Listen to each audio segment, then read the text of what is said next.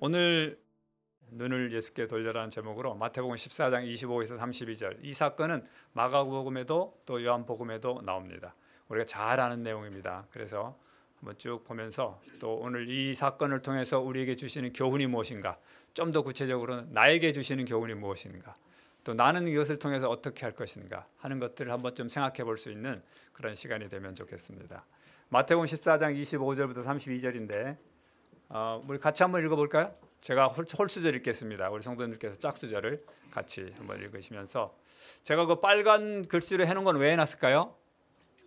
예, 이런 걸 주제로 해서 오늘 말씀을 드리겠다 하는 내용입니다. 그래서 조금 더 신경 써서 거기는 조금 더 액센트를 많이 두시면서 읽으시면 좋을 것 같습니다. 자, 밤 사경에 예수께서 바다 위로 걸어서 제자들에게 오시니, 시작. 제자들이 그가 바다 위로 걸어오심을 보고 놀라 이견하며 무서워하여 소리지르되, 예수께서 즉시 이르시되 안심하라, 나니 두려워하지 말라.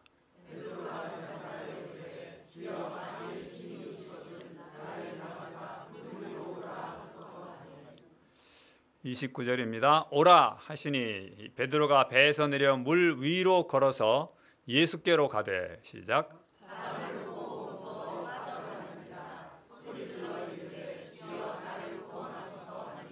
예수께서 즉시 손을 내밀어 그를 붙잡으시며 이르시되 믿음이 작은 자여 왜 의심하였느냐 하시고 배에 함께 오름에 바람이 그치는지라. 우리가 익히 많이 알고 있는 내용들이죠. 그래서 저는 첫 번째로 세 개의 질문을 통해서 오늘 말씀을 잠깐 좀 나누려고 합니다. 첫 번째 질문, 다른 제자들은 왜 무리를 걷지 못했을까요? 어린이 여러분? 왜? 오케이. 주님인 걸 확신하지 못해서 유령일 수도 있겠구나. 오케이. 아주 정확한 답인데 제가 원하는 답은 아닙니다. 잘했어요. 자, 왜 다른 제자들은 왜 무리를 걷지 못했을까요? 못 믿어서. 그건 아까 했었잖아. 아주 좋은 대답이에요. 또 다른 어린이들 믿음이 없었어. 이거 아주 훌륭한 학생들입니다. 보니까. 그죠? 그리고 청년들 중에서 또 한번, 다른 제자들은 왜 무리를 걷지 못했을까요? 오늘 제가 큰 감동을 받은 것은 청년들이 굉장히 교회에 많더라고요. 그래서 제가 큰 감동이었습니다. 혹시 청년분들 중에 다른 제자들은 왜, 제가 선생인지라 자꾸 이렇게 질문을 합니다. 왜 걷지 못했을까요? 청년 회장님, 못해봤어요. 열정. 예, 맞습니다만 제가 원하는 대답은 아니에요. 맞추면 선물 있나요? 자, 다른 제자들은 왜 무리를 걷지 못했을까? 이것 가지고 고민한 학자가 있습니다. 존 오트버그라는 사람이죠. If you want to walk on water, you've got to get out of the boat. 뭡니까? 이게 책 제목이에요. 당신이 물 위를 걷기 원한다면 어디서 먼저 뛰어내려야 될까요? 배에서 뛰어내려야 합니다. 그렇습니다. 다른 제자들은 왜 무리를 걷지 못했냐? 안 뛰어내려서 그런 것이죠. 예, 안 뛰어내려서. 그래서 이 제목이, 무리를 걷기 원하면 현재 타고 있는 보트에서 어떻게 해야 돼요? 뛰어내려야 합니다. 그렇습니다, 여러분. 루시 쇼라는 사람이 있습니다. 영국의 여성 작가인데 이 사람이 쓴 책이 또 있습니다. 뭐냐? The Crime of Living Cautiously, Hearing God's Call to Adventure. 뭡니까? 조심스럽게 사는 죄. 인생을 아주 조심스럽게 사는 게 뭐라고요? 죄라는 것이죠. 왜? 거기 부제가 있습니다. 하나님은 뭘로 나를 초청하는데? 어드벤처, 그죠? 뭐예요? 모험으로 나를 초대하고 있는데, 그 모험으로 초대하는 하나님의 음성을 거부하고서 자꾸 이렇게 너무 조심스럽게, 너무 안전하게 살아가는 것은 뭐라는 겁니까? 죄라는 것이죠. 진짜 실패는 뭐냐? 목표를 이루지 못하는 것이 아니고, 그것이 곧 실패가 두려워 아예 시도하지 않는 것이다. 자, 성도 여러분, 하나님은 우리가 굉장히 멋지게 살기를 원하십니다. 또 우리를 그리스도인으로 부르셨다는 것은 세상 다른 많은 사람들보다 더 삶을 아름답고 풍요롭고 멋지게 하기 위해서 우리를 어드벤처로 부르시는데, 우리는 여전히 지금 뭐 하고 있습니까? 배에 머물러 있다. 근데 이 배가 어떤 배냐? 물이 자꾸 새는 배입니다. 그래서 우리 모두는 다 이렇게 어떻게 하고 있었을까요? 이 제자들은 다 물 퍼내고 있었을 것 같습니다. 그런데 그들은 뛰어내리지 못합니다. 왜 그렇습니까? 이 물을 계속 퍼내고 있지만 그래도 이 배가 어떻게 안전하다고 생각하고 있기 때문에, 그런 이 물 아주 고장난 배이지만 여기서 물을 퍼내면서 살아가는 것이 내 삶에 있어서 어떻다는 것이죠? 가장 안정적이다 하는 것이죠. 그렇습니다, 여러분. 우리는 이 땅에 살아가는 동안 언제부터인가 내가 속한 조직, 내가 속한 가족, 내가 지금 하고 있는 어떤 샐러리, 그 다음에 그의 모든 인간관계들, 이 모든 것이 나를 지탱해 준다고 생각하기 때문에 이것을 끊어버리거나 혹은 이것에서 뛰어나가려는 그 같은 용기가 언제부턴가 없어졌고, 가장 중요한 것은 점점 나이가 들면서 그게 점점 더 내 보트가 점점 더 안전해 보인다는 것이죠. 그러나 여러분, 베드로처럼 이렇게 뭐 어찌됐건 간에 이렇게 뛰어내려가지 않으면 그저 남들이 사는 것처럼 보트에서 물 퍼내다가 결국은 죽습니다. 그렇죠? 예.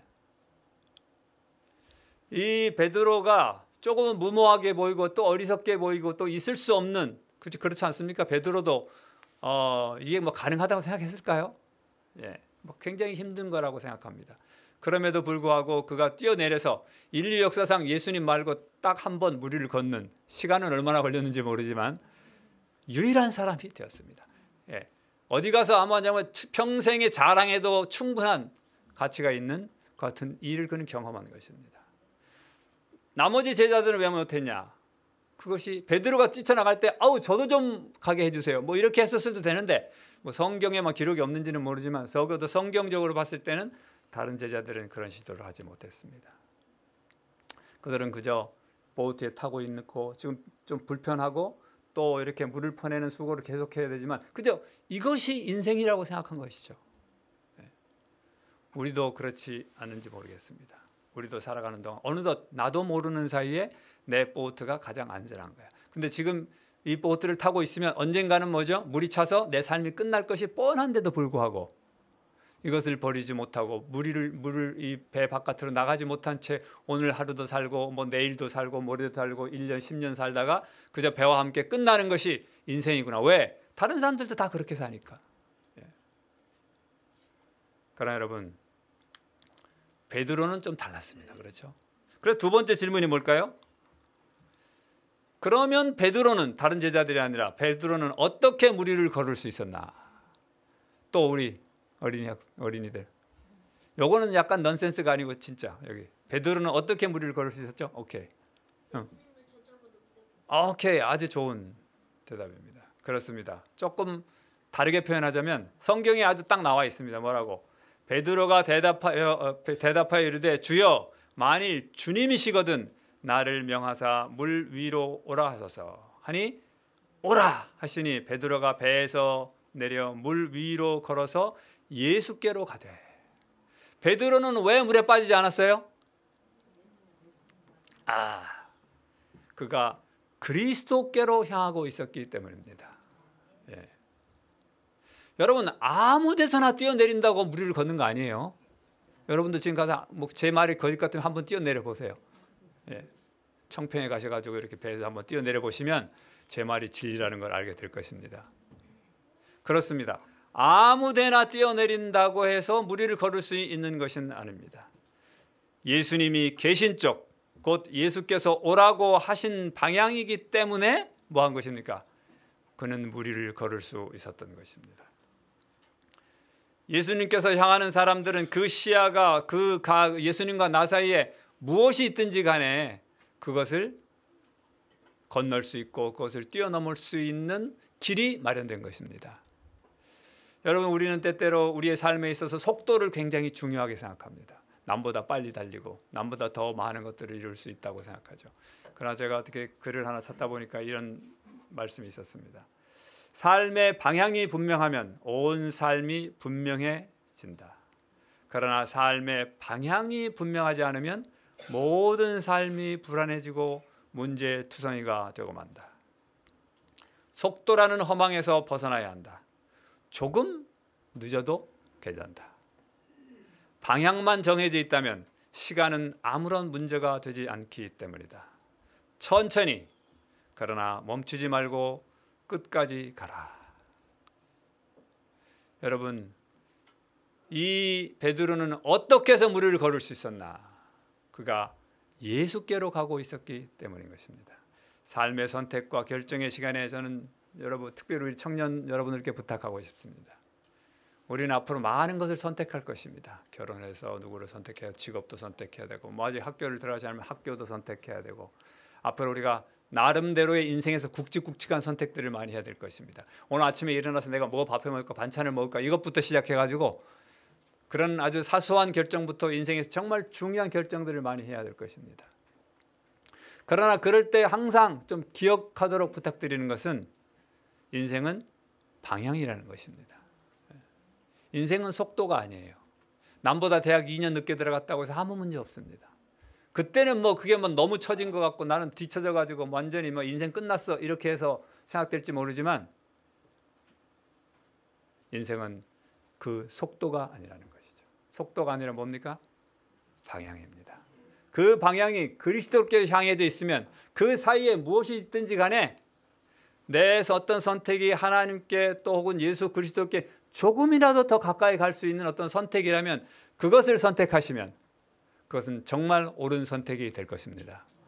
반대로 나의 이 선택이 너무 그럴듯하고 너무 아름답고 앞으로 모든 내가 선택하는 이것이 정말 너무 아름다운 미래가 보일지라도 이것 때문에 이 선택을 하면 내가 예수님께로부터 조금이라도 멀어지는 것이라면 그것을 선택하지 마시기를 바랍니다.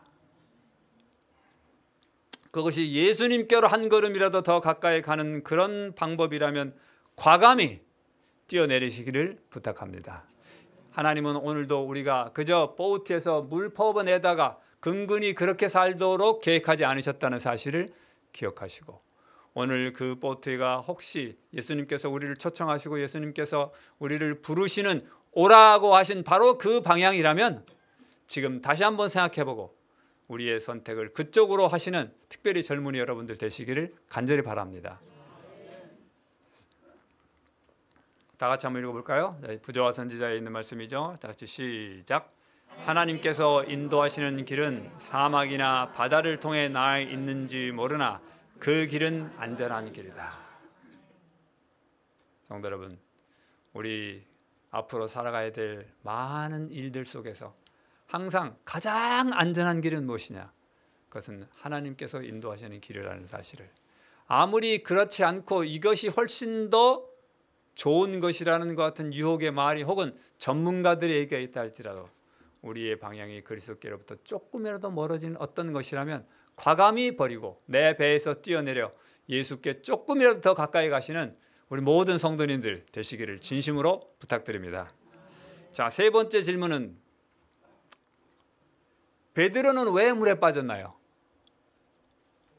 이건 너무 쉬운 얘기죠. 우리가 늘 설교 말씀에서 많이 듣던 청년회장님 누구시죠?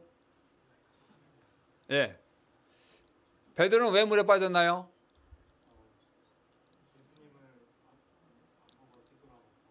그렇습니다. 너무 잘하셨습니다. 성경은 이렇게 말합니다. 바람을 보고 무서워하여 빠져가는지라. 뭘 봤습니까? 바람을 봤어요. 그 전까지는 뭘 봤는데? 예수님만 보고 갔는데 바람이 보였습니다. 바람이 어떻게 보입니까? 그렇죠? 바로 시선을 빼앗겼기 때문입니다. 예수님을 향하여 있던 그 시선이 어쨌든 어떤 형태든 다른 데로 옮겨졌을 때 그리스도께로 향하지 못했을 때 그리스도를 쳐다보지 않았을 때 그는 물에 빠졌습니다. 시다소망의 이 장면이 이렇게 말했습니다. 베드로는 예수를 바라보면서 안심하고 걸어갔다. 그러나 첫 번째, 자만하는 마음이 생겨 배 위에 있는 자기 동료들을 잠시 뒤돌아보고 그는 그의 눈을 예수에게서 어떻게 했어요? 돌이키게 되었다. 바람이 맹렬히 불어닥쳤다. 두 번째, 파도가 높이 솟아 베드로와 예수 사이로 직접 밀쳐 들어왔다. 베드로는 겁이 났다. 잠깐 동안 그리스도가 베드로의 시야에서 보이지 않게 되자 그의 믿음은 무너졌다. 그는 빠지기 시작하였다. 자, 첫 번째로 왜 시선을 빼앗겼는가? 여기 말씀하시기를 시대소망에 자만하는 마음이 생겨가지고 자기의 동료들을 잠시 뒤돌아보고 그의 눈을 예수에게서 돌이켰다. 뭘 봤어요? 동료들을 봤습니다. 뭘 본 것입니까? 사람들이 보이기 시작한 것입니다. 그 전까지는 누구만 보였는데? 예수만 보였는데, 예수님만 보였는데 좀 가다 보니까 무리를 걷는 게 신기하지 않습니까? 얼마나 놀라운 경험을 하고 있는 것입니까? 지금 인류 최초로 무리를 걷는, 달나라 간 것만도 참 큰일인데 이게 무리를 걷는 놀라운 사람이 된 것입니다. 그래서 조금 뭐 하고 싶은 생각이 났습니까? 자랑하고, 야, 너 봤지? 야, 너희들은 뭐야, 삶을 그렇게 살아, 뭐 이렇게 자만하는 마음이 생겼습니다. 그래서 누구를 봤는가? 사람들을 보기 시작했습니다. 성도 여러분, 우리의 삶에서 시험에 빠지는 가장 큰 이유는 무엇인가? 우리가 시험에 빠져가지고 허덕허덕 어떨 때는 교회 나오기 싫기도 하고 또 사람 만나기도 싫고 뭐 여러 가지 같은 좀 뭐 우울증까지는 아니더라도 삶을 참 이렇게 좀 기쁘게 하지 못하는 것 중에 가장 첫 번째가 무엇입니까? 인간관계입니다. 그렇죠? 인간관계예요. 사람이 보이기 시작한 것입니다. 우리가 제일 처음 교회에 나왔을 때 제일 처음에 예수님을 알게 되었을 때는 오직 누구만이 보였습니까? 오직 예수님만 보였는데 좀 가다 보니까 누가 보이기 시작합니까? 담임 목사님이 보여요. 오늘 설교는 왠지 나한테 하는 것 같아. 또 누가 보입니까? 직원회에서 또 마음에 안 들어서 직원회 하면서 마음에 안 들고 조금 좀 섭섭하게 나를 대접했던 장로님이 보이기 시작합니다. 집사님이 보이기 시작하죠. 또 뭐 그렇게 나보다 뭔가 이렇게 조금 잘하는 사람 또 부러우면 또 부러움 때문에 또 약간 또 시기도 나고, 나보다 어떤 것을 못한 사람을 보면 또 뭐가 생각납니까? 그래도 내가 좀 낫지 하는 그런 마음을 갖게 됩니다. 그렇습니다, 여러분. 첫 번째 이유는 무엇이냐? 자만하는 마음이 생긴 것입니다. 여러분, 혹시 어떤 사람 때문에 그 사람 때문에 혹시 실망하거나 혹은 뭐 이렇게 열등감을 느끼거나 상관없이 그 사람 때문에 이렇게 우리가 고민하게 되고 또 마음 아파하게 되고 상처를 받게 되고 또 한다면 기억하십시오. 그게 물에 빠져가는 증거입니다. 혹시 어떤 사람이 굉장히 미워 보이거든 생각하세요. 내가 물에 빠져가고 있구나. 어떤 분의 우리 목사님의 말씀이 혹시 여러분들에게 저건 나들이라고 하는 말씀이구나. 저번에 우리 가정에 와가지고 내 형편을 보고서 이건 나에게 경고하시는 말씀. 이런 생각이 들면 어떻게 되고 있는 거예요? 물에 빠지고 있는 겁니다. 지금. 어쨌든 교회든 이웃이든 간에 사람이 보이게 되면 그건 내가 지금 물에 빠지고 있는 증거다. 두 번째로 그는 왜 시선을 빼앗겼습니까? 여기에 파도가 높이 솟아 베드로와 예수 사이로 직접 밀쳐왔다. 베드로는 겁이 났고 잠깐 동안 그리스도가 베드로의 시야에서 보이지 않게 되자 그의 믿음이 무너졌고 그는 빠지게 되었습니다. 친구들에게 한번 자랑하고 싶어서 가지고 이렇게 뒤를 돌아본 것은 베드로 스스로 한 것입니다. 그런데 지금은 베드로가 선택한 게 아니라 내가 예수님께로 이렇게 걸어가는데 큰 파도가 저기서 이렇게 오고 있습니다. 그래서 큰 파도가 나하고 누구 사이를? 예수님 사이를 가로막아가지고 예수님이 보이지 않게 된 것입니다. 내 의지와 상관없이. 어떤 상황이 너무 크기 때문에 저 잔잔한 파도가 올 때는 뭐 예수님이 그래도 다 보였어요. 그런데 이 큰 파도는 너무 크기 때문에 예수님과 나 사이의 이 시선이 끊어질 수밖에 없게 된 것입니다. 그리스도가 그렇게 해서 베드로의 시야에서 없어지게 되자 그의 믿음이 무너진 것이죠. 제가 이렇게 목회하던 곳에 한 집사님이 계셨습니다. 근데 이 집사님은 남편분이 예수님을 믿지 않고 또 상당히 이렇게 이 집사님이 교회 나가는 것 좀 싫어하세요. 또 말씀을 못 하시는 분이에요. 그래서 허구한 날 조금 좀 마음에 안 들면 자꾸 이렇게 우리 집사님에게 좀 이렇게 해코지하는. 근데 그에게 이렇게 자녀들이 있었습니다. 지금 기억으로 볼 땐 제가 다섯 명을 알고 있는데 그 중에 4사람은 교회도 안 나오고 뭐 나름대로 이제 집사님께서는 보실 때는 좀 이렇게 좀 속이 아픈, 속이 끓는 그런 상태였고 그 둘째 아들, 그 아이는 너무 착했습니다. 너무 좋은 애예요. 그래가지고 삼육학교에 보내서 그 친구의 꿈은 무엇이냐? 목회자가 되는 것입니다. 그래서 고등학교에 가서 열심히 공부를 하고 있었습니다. 이 집사님의 최대 희망, 때때로는 뭐 유일한 희망이죠. 뭘까요? 그가 열심히 공부해서 훌륭한 목회자가 되어서 또 이렇게 하나님의 사업을 하는 것이었습니다. 그런데 어느 날 전화가 왔습니다. 그 아이가 기숙사에서 연탄가스로 죽은 것입니다. 너무 큰 파도죠. 너무 큰 파도입니다. 적어도 이 집사님에게는 그런 일은 일어나지 말아야 됐어요. 그렇지 않습니까? 하나님의 사업에 정말 그 온갖 어려움 속에서도 정말 최선을 다해서 헌신하고 또 그 5명 다 바라는 것도 아니고 이 한 사람 얘만이라도 정말 잘 커서 하나님의 사업에 훌륭한 것 같은 사람이 되었으면 하는 마음으로 늘 기도하면서 이렇게 지내셨는데 그 아이가 사고를 당한 것이죠.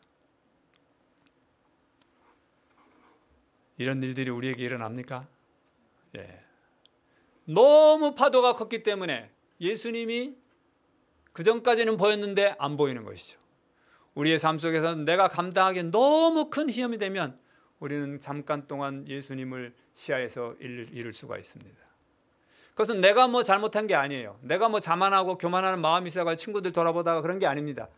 그저 여러 가지 환경 속에서 뭐 모르겠습니다. 지금 러시아와 우크라이나가 전쟁하고 있고 하마스 이렇게 했는데 그런 전쟁 속에서 폭격을 맞아가지고 병원에 있던 많은 사람들이 죽지 않습니까? 그래가지고 겨우겨우 살아난 예를 들어서 어떤 아버지가 있다면 가족들이 그냥 그 폭격에 다 죽고 이 사람도 겨우겨우 살았을 때 그것은 너무 큰 파도 아닐까요? 예. 그것은 그 사람이 아마 감당할 수 있을지 모르겠습니다. 우리의 삶에도 뭐 크기가 좀 다르겠지만은 우리가 감당하기에는 너무 벅찬 일들이 일어나는 것이 사실입니다. 바로 이것입니다. 그는 왜 시선을 뺏겼냐? 이렇게 너무 큰 일이 생기니까 무슨 생각이 났습니까? 파도가 보이기 시작한 것이죠. 바람을 보고 무서워 빠져갔습니다. 아마도 저기서 이렇게 오는 잔잔한 파도는 뭐 내가 걸어가는데 문제가 없지만 이 파도는 너무 크기 때문에 예수님도 어쩔 수 없는 거야. 혹은 반대로 예수님이 계시다면 이런 일이 나에게 일어날 수가 없어. 그렇습니다, 여러분. 때때로 이 큰 것들이 우리를 정말 예수님께로 향하게 하는데 큰 방해물이 됩니다. 엘리야도 그러했습니다. 정말 그 놀라운 하나님의 능력을 이스라엘 백성들에게 베풀어줬던 그 사람. 그는 제일 처음에 이렇게 이 비가 오지 않자 이 아합이 그를 잡아서 죽이기 위해서 정말 노력을 굉장히 많이 했습니다. 그렇지만 그때 담대히 아합 왕에게 나와서 이렇게 말씀하셨죠. 야, 다 모여. 850명 다 모여. 이스라엘 백성들 다 모여. 당신도 와. 내가 갈게. 3년 반 동안이나 찾아다녔던 이 엘리야가 눈앞에 나타났습니다. 그러면서 하는 말이 다 모이게 하고 그 다음에 우리가 진짜 한번 누가 하나님인지 한번 해보자. 그때는 상황이 훨씬 더 불리했습니다. 그렇지 않습니까? 이 엘리야 혼자 빼놓고는 왕으로부터 모든 백성들, 그 다음에 그 바알과 아스달의 선지자 850명. 그 외에 850대 1이 아니라 이스라엘 모든 사람들 대 1명 엘리야가 갈멜산에서 붙은 것입니다.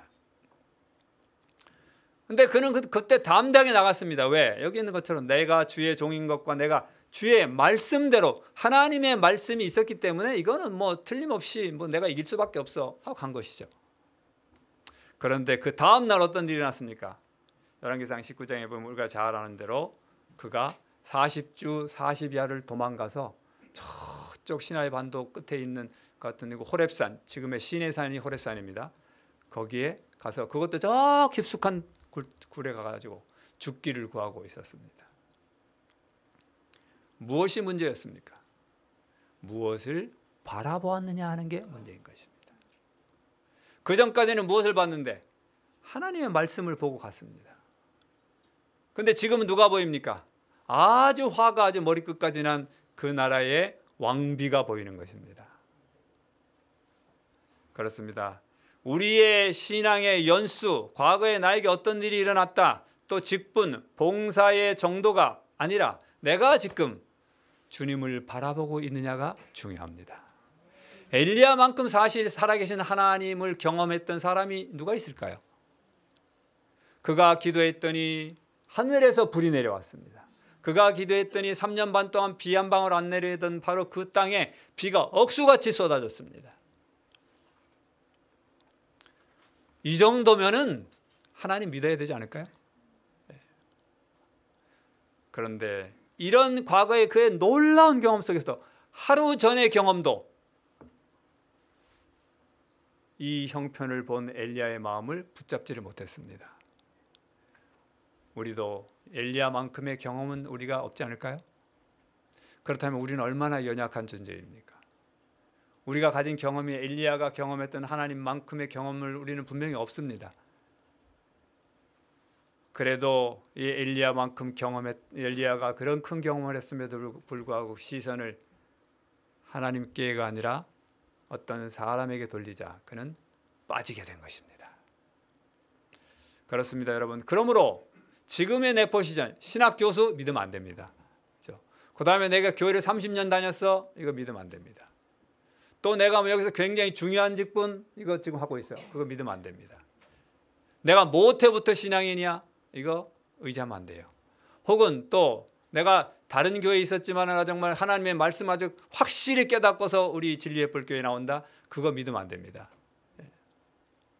오늘 내가 그리스도를 바라보고 있느냐, 내가 지금 예수 그리스도께 내 시선을 향하고 있느냐 아니냐가 바로 우리의 현재의 모습을 결정한다는 사실을 꼭 기억하시길 간절히 바랍니다.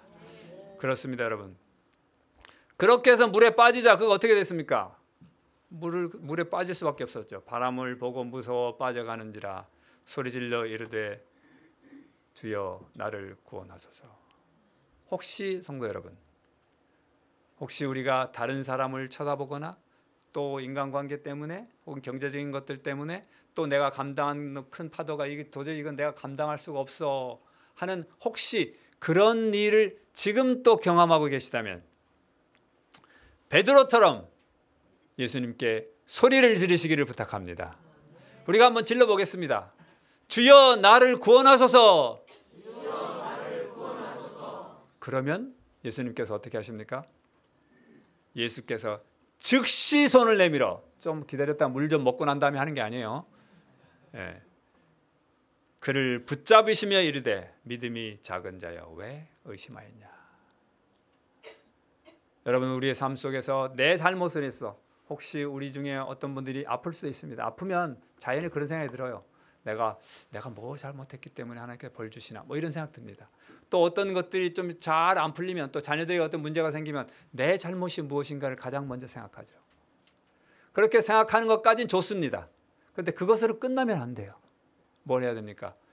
예수님께 즉시 소리질러 주여 나를 구원하소서 라고 소리치시기를 간절히 바랍니다. 그러면 예수님께서 어떻게 했습니까? 즉시 손을 내밀어 우리를 구원해 주실 것입니다.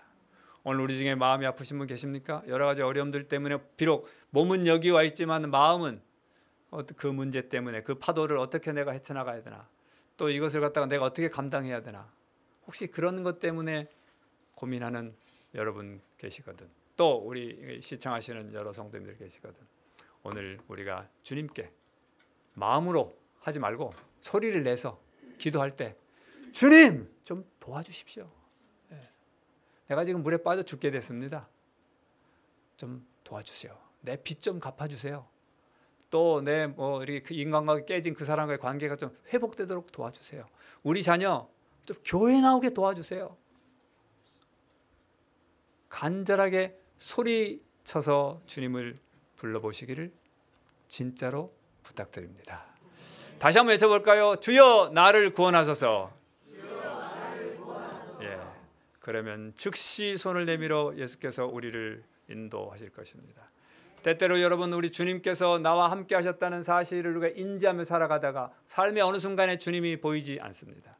그럴 때라도 기억하십시오. 물결, 보이지 않는 파도 너머에 여전히 누가 계시다는 것을? 예수께서 계시다는 사실을. 하늘에 구름이 꽉 껴서 지금 굉장히 컴컴하지만 그 구름 위에 뭐가 있다는 사실을, 태양이 있다는 사실을 우리는 항상 믿으며 살고 있습니다. 마찬가지입니다. 큰 파도가 그것이 1m, 2m, 3m, 10m든 그것의 파도의 크기는 상관없습니다. 그 너머에 여전히 누가 계시냐? 예수께서 계시고 나는 그리로 향하여 가고 있습니다. 그렇다면 여러분, 주님은 여전히 내 곁에 계시다는 사실을 기억하시면 좋겠습니다. 주님은 여전히 계십니다. 보이든 보이지 않든 느끼든 느끼지 않든 주님은 여기 내 곁에 계신 것입니다. 나를 오라고 하신 분이 나를 끝까지 책임지실 것은 분명합니다. 이런 것들을 믿으시기를 부탁합니다.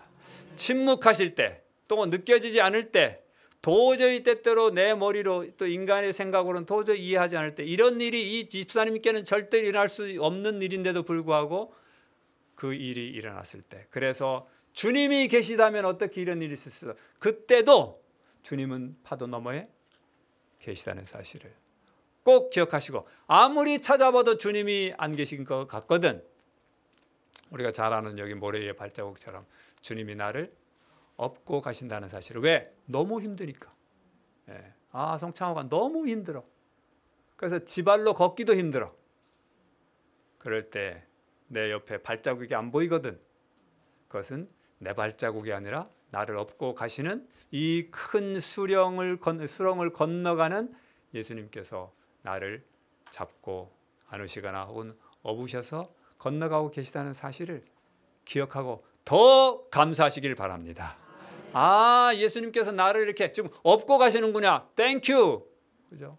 이런 마음을 가지시고서, 지난번에는 내 옆에 계셔서 예수님이 계시다는 흔적이 나한테 남아와서 나는 그거 믿고 살았는데, 지금은 발자국이 하나밖에 없네. 예수님 어디 가신 거야?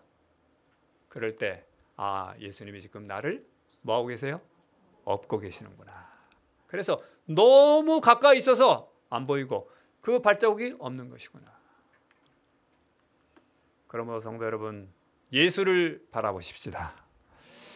이 이사야서에 말씀하시길 땅끝의 모든 백성아 나를 앙망해라. 그리하면 구원을 얻으리니 나는 하나님이다.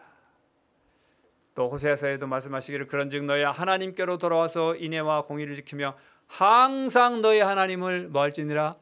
바라볼지니라. 끝으로 히브리서 12장에 있는 말씀, 이러므로 우리에게 구름과 같이 둘러싼 허다한 증인들이 있으니 모든 무거운 것과 얽매이기 쉬운 죄를 벗어버리고 인내로서 우리 앞에 당한 경주를 경주하며 믿음의 주요 또 온전케 하시는 이 누구를 바라볼까요? 예수를 바라보시기를 간절히 바랍니다.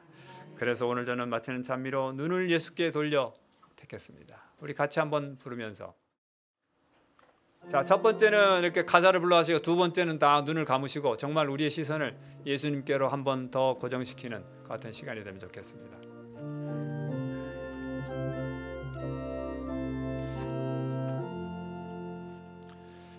눈을 예수께 돌려 그 얼굴을 주목하라. 그의 영광스러운 광채에 세상 영화는 사라지네. 흐밍으로 하겠습니다.